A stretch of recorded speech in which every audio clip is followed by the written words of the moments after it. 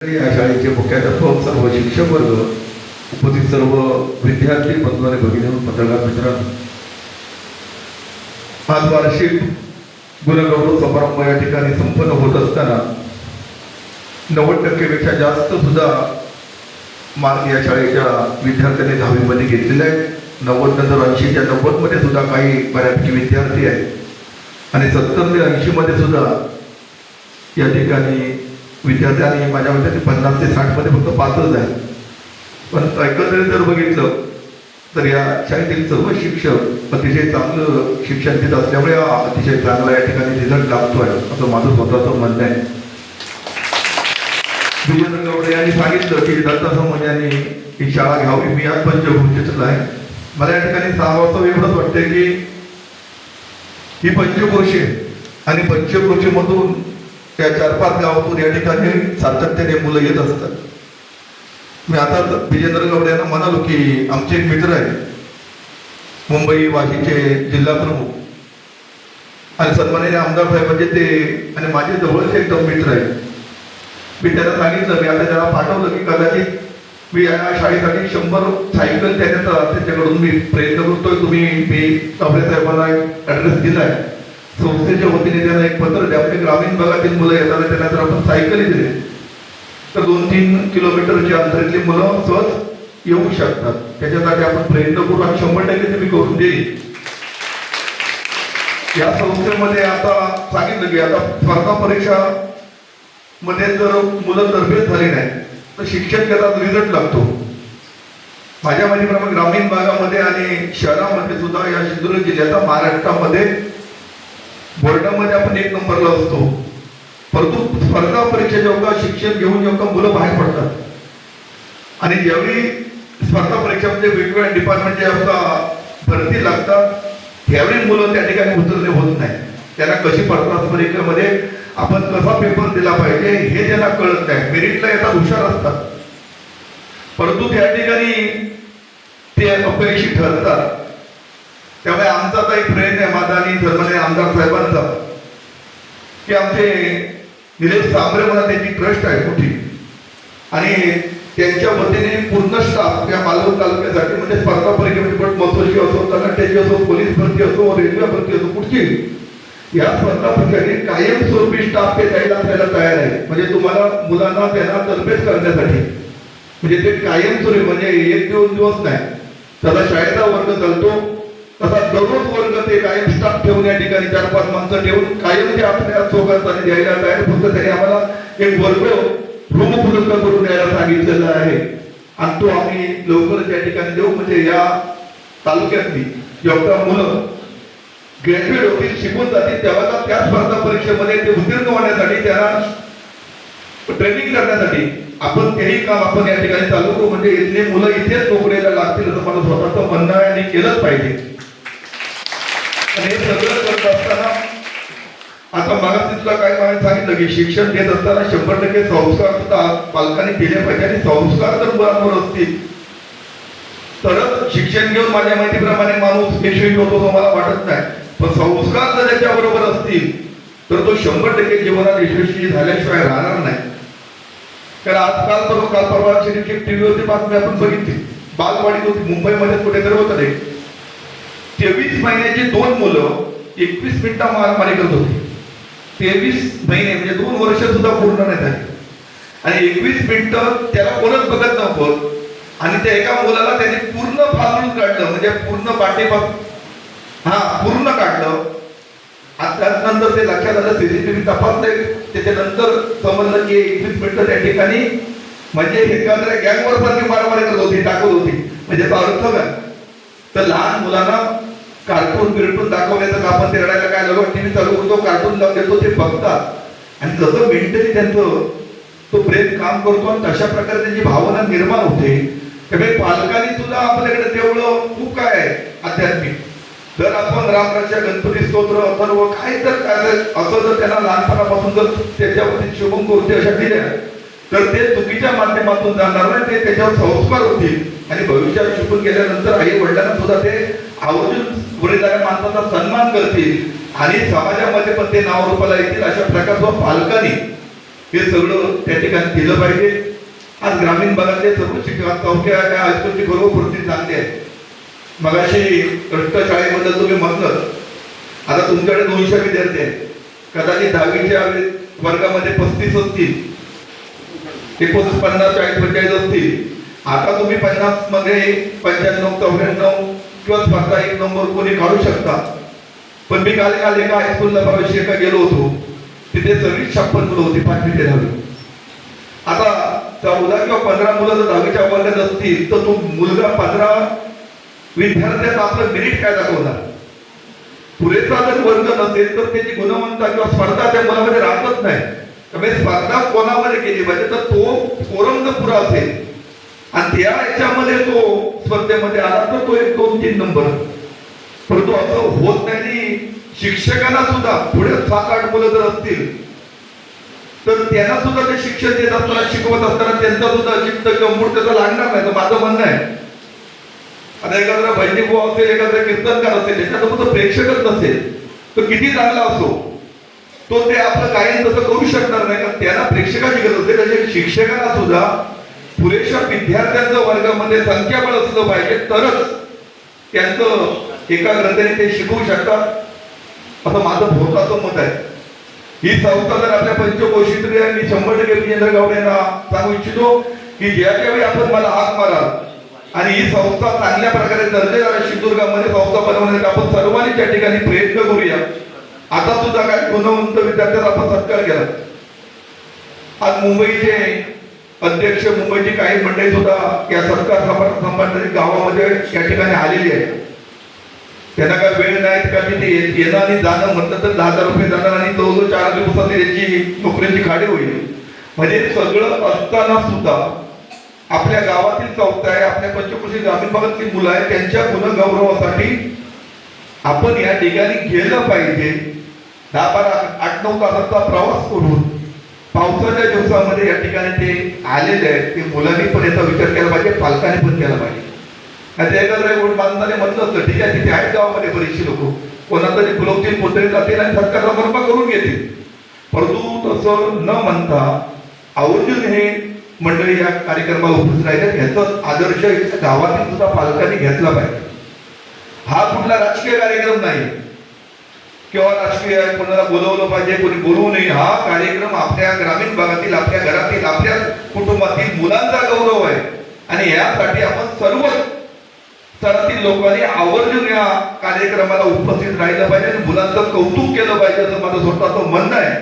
जेवढी मुलं तेवढे पालक या ठिकाणी उपस्थित राहिले जाते, त्याच्यासाठी सुद्धा आपण त्याचं प्रबोधन केलं पाहिजे. कारण पालक आता काही आई वडील आले, बरोबर आहे.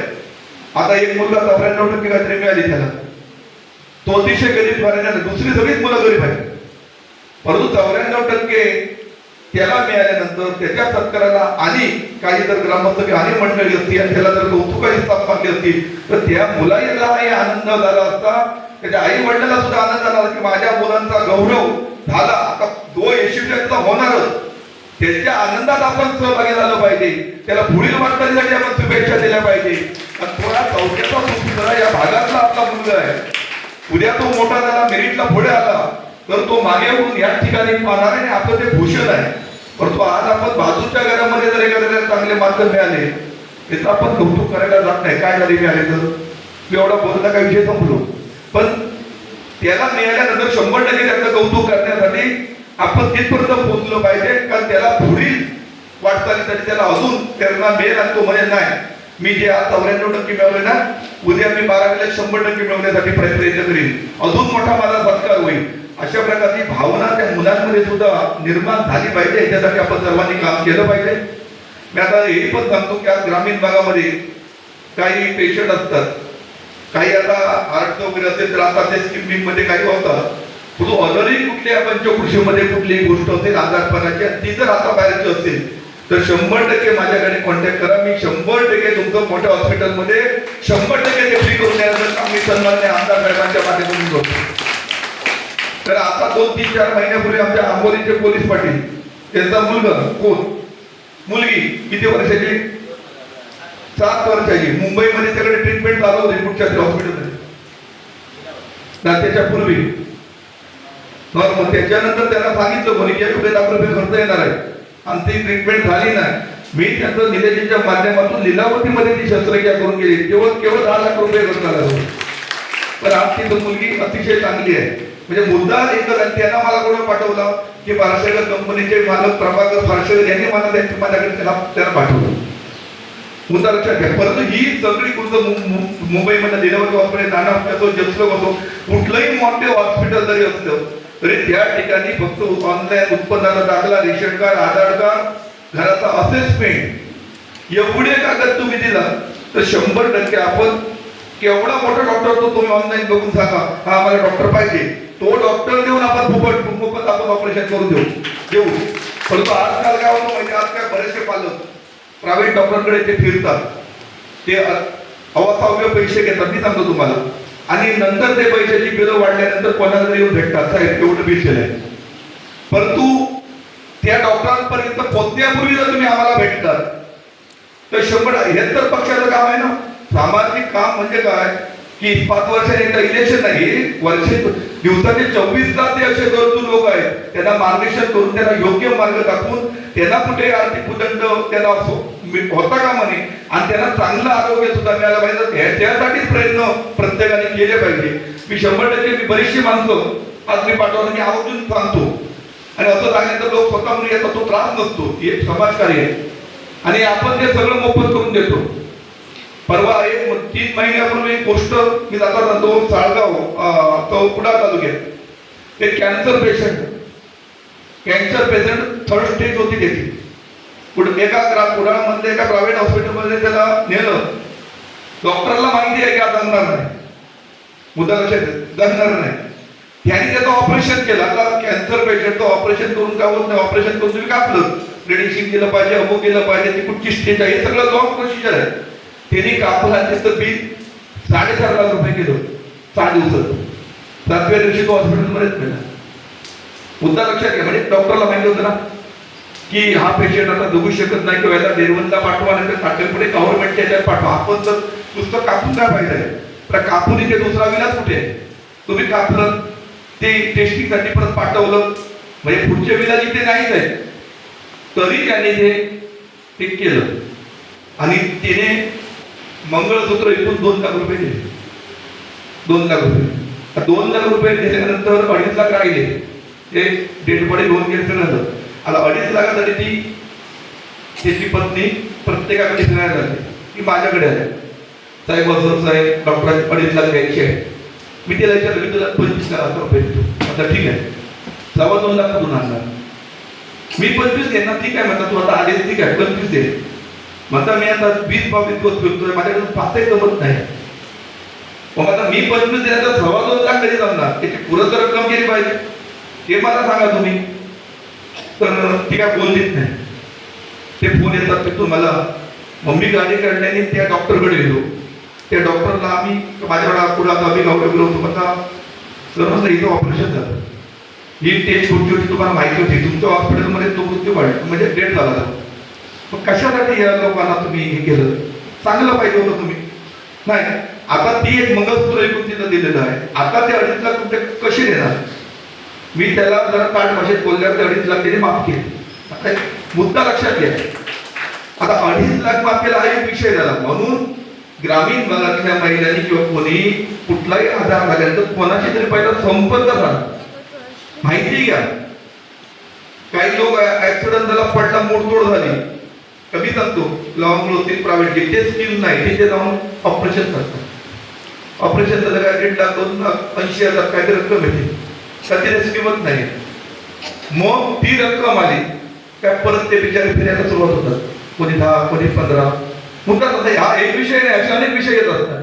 मग तोच डॉक्टर तिथे प्रायव्हेट करतोय ना, तो जिल्हा रुग्णालयामध्ये त्याच डॉक्टरला माझ्या कामात आणून त्याच्याकडून तुमचं ऑपरेशन फुकट करून द्यायची तयारी आमची आहे. पण आम्हाला सांगा. पण याचं होत नाही. आधी पहिलं जातात आणि नंतर झाल्यानंतर ही लोक येतात. याचं सुद्धा प्रबोधन झालं पाहिजे. मी आज सर्वच विद्यार्थ्यांना शुभेच्छा देतो, त्याचं अभिनंदन करतो. या संस्थेने सुद्धा अतिशय चांगलं काम करतायत हे पण मला माहिती आहे. आणि आज विजेंद्र गावडे ज्यांनी सांगितलं की या मुलांना त्याचा उद्देश चांगला की हे मुलं त्यांना अजूनही काहीतरी मार्गदर्शन करण्यासाठी क्लास घेण्यासाठी जर आपण अजूनही शिक्षक उपलब्ध किंवा काय क्लास उपलब्ध करून दिला, 10वीसाठी जर ते दिला तरी 10वीच्या रिझल्ट शिक्षक तर 100% मी आणतो चांगलं इथे शिक्षण देत आहेत म्हणून तर हा रिझल्ट लागतोय. परंतु अजूनही त्यांना स्पर्धा परीक्षेमध्ये यशस्वी होण्यासाठी पुढे नोकरी मिळण्यासाठी जर आपण प्रयत्न केले तर अजूनही या ठिकाणी चांगला रिझल्ट लागेल. दुसरी गोष्ट म्हणजे आता तुम्ही मगाशी म्हटलं की शाळा कमी होत आहेत. मुळात अंगणवाडीमध्येच विद्यार्थी नाही, प्राथमिक शाळेमध्येच विद्यार्थी नाही. मग ते येणार कुठून? शेवटी जिथून सुरुवात होते तिथेच आता शून्य होत चाललेलं आहे. मग याचं कारण काय तर आता आपण हे काय क्रिस्टल मध्ये आपण 1 वर्ष त्याला स्टे घेतले, पालकमंत्री आमदारांना सांगून जे शासनाचं धोरण आहे त्याला आपण 1 वर्ष थांबवलंय. आता थांबवलं तर त्यातले प्रयत्न चालू आहे. परंतु आता आपण जर दुसरा निर्णय घेतला की इथले जी मुलं शिकतात त्यांना इथेच नोकरी जर उपलब्ध झाले तर ते इथे थांबतील, त्यांची लग्नकार्य इथे होतील, त्यांना मुलं इथे होतील आणि तीच मुलं पुन्हा आपल्या जिल्ह्यामध्ये शिकतील. ही मुलं आता शिकली तुमची, परत ती मुंबईला जाणार, मुंबई पुन्हा कुठेतरी शहरात जाणार, शहरात झाल्यावर तिकडेच स्थायिक होणार, त्याला उद्या मुलं झाली तर तिकडेच शिकणार. मग इथे कोण आहे? इथे जर राहिलं पाहिजे तर आता इथे नोकऱ्या निर्माण करण्यासाठी सर्व राजकीय पक्षांनी पुढाकार घेतला पाहिजे आणि इथे जाऊन शिकल्यानंतर या जिल्ह्यामध्ये त्याला नोकऱ्या कशा मिळतील याच्यासाठी प्रयत्न केले पाहिजे. आणि याच्यासाठी सन्माननीय आमदार निलेश राणे यांना मी स्वतः बोलवून त्यांच्या लक्षात आलं. त्यांनी एक क्लस्टर कंपनी MIDC मध्ये आता त्यांनी काम चालू केलं स्वतःची की त्याच्यामध्ये किमान 5,000 लोक नोकरीला लागतील. क्लस्टर मध्ये 3,000 महिला लागतील, 2,000 पुरुष लागतील. म्हणजे मोठमोठे ग्रेमंड कंपनी, लेडन कंपनी जे मोठमोठे कंपनी जे कापड तयार होतात ती त्यांच्याकडून खूप काम मिळतं, पण ते बनवून देण्याचं काम फक्त आपण कुडाळ MIDC मध्ये त्यांनी स्वतः जागा उपलब्ध त्याच्यातून त्यांनी करून दिलं तर तिथे ते नोकरी होतील. अदरही काही गोष्टी आता MIDCच्या माध्यमातून आपण चालू केलेल्या आहेत. मी आज काय बोलतो की MIDC मध्ये आपण बरीचशी जमीन उद्योजकांना आपण दिली, परंतु MIDC मध्ये उद्योगच चालू नाही. आता उद्योग चालू नसल्यामुळे त्या लोकांनी जायचं कुठे? जेव्हा आमदार निलेश राणे त्या ठिकाणी झाल्यानंतर त्यांनी MIDCच्या अधिकाऱ्यांना आणि सगळ्या उद्योजकांना जेव्हा एक मीटिंग घेतली, त्या मीटिंग मध्ये असं निष्पन्न झालं की ते म्हणाले की आम्ही उद्योग बरोबर आहे, आम्ही घेतली जमीन, आम्ही मशिनरी आणले, परंतु आम्हाला 24 तास लाईट नसल्यामुळे माल मशीनमध्ये गेला का लाईट गेली की आमचं मोठं नुकसान होतं. आम्हाला 24 तास पाणी नाही. हे जर सुविधा आम्हाला तुम्ही उपलब्ध करून द्याल तर आम्ही सगळे कंपनी आम्ही ऍट अ टाइम चालू करू. आणि नाही जर त्याने केली तर ती जागा प्रशासनाने घ्यायची आहे.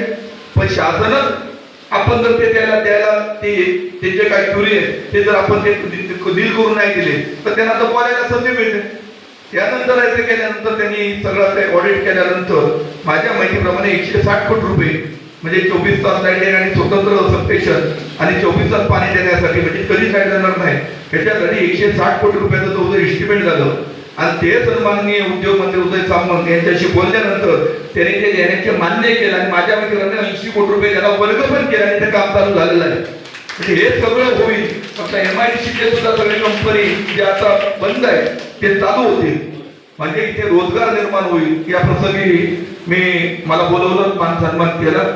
मी आपल्याला सायकलसाठी सुद्धा मी BJP यांना दिलं आहे, त्याच्याप्रमाणे मला द्या, मी आपल्याला पत्र जोडून देतो. दुसरी गोष्ट जे आपण प्रश्न सांगितलेले आहेत ते प्रश्न आपण सर्वांनी ही संस्था चांगली नावरूपाने येण्यासाठी आपले प्रयत्न केले पाहिजे. मी सांगेन मुंबई मंडळांनी गावातले मंडळी दोन्ही मंडळाचे पदाधिकारी अतिशय बारकाईने या संस्थेवरती लक्ष देऊन असल्यामुळे ही पटसंख्या या गावामध्ये टिकून आहे. आणि सगळ्यात महत्वाचा मुद्दा म्हणजे सगळ्या गावचे सरपंच, सगळ्या गावचे आमचे जे वडीलधारी सगळी म्हणजे मंडळी आहे, ही मंडळी सुद्धा आंबेली असो, देवली असो, तुमचे नांदूर असो, अनंतमाळ असो, तुमचं आंबोड असो, शाळेत असो, ही सगळी मुलं या शाळेमध्ये पालक या ठिकाणी पाठवत आहेत. आपण ही शाळा आपली संस्था टिकली पाहिजे या माध्यमातून या ठिकाणी मुलांना या ठिकाणी पाठवत आहेत. आणि या सगळ्यांच्या द्वारावरती संस्था 200 पार अजूनपर्यंत 200 पेक्षा जास्त मुलं या संस्थेमध्ये या ठिकाणी आहेत. त्यामुळे पुन्हा एकदा मी सर्वच पंचक्रोशीच्या सर्व राजकीय पक्षाचे असतील किंवा कोण सामाजिक असतील त्यांचं मी अभिनंदन करतो, त्यांना धन्यवाद देतो की आपलं घर आपणच टिकवलं पाहिजे, मोठं केलं पाहिजे असं माझं स्वतःचं म्हणणं आहे. विजेंद्र गावडे यांनी अध्यक्षपद या ठिकाणी घेतल्यानंतर की मला माहित होतं की बरीचशी कामं या ठिकाणी मार्गी लावण्याचा त्यांनी सातत्याने प्रयत्न केला आणि लावली. या संस्थेला बरंच पुढे नेण्याचं काम त्यांनी या ठिकाणी केलं. आजही त्यांना ही संस्था अजूनही पुढे गेली पाहिजे अशा प्रकारचं त्यांचं मानस आहे, महत्वाकांक्षी आहे. आणि ते जाण्यासाठी ते धडपडत आहेत. त्यांना आपण सर्वांनी साथ दिली पाहिजे असं माझं म्हणणं आहे. आपण सर्वजण त्या एवढी इच्छा व्यक्त करतो आणि दाखवतो. जय हिंद, जय महाराष्ट्र.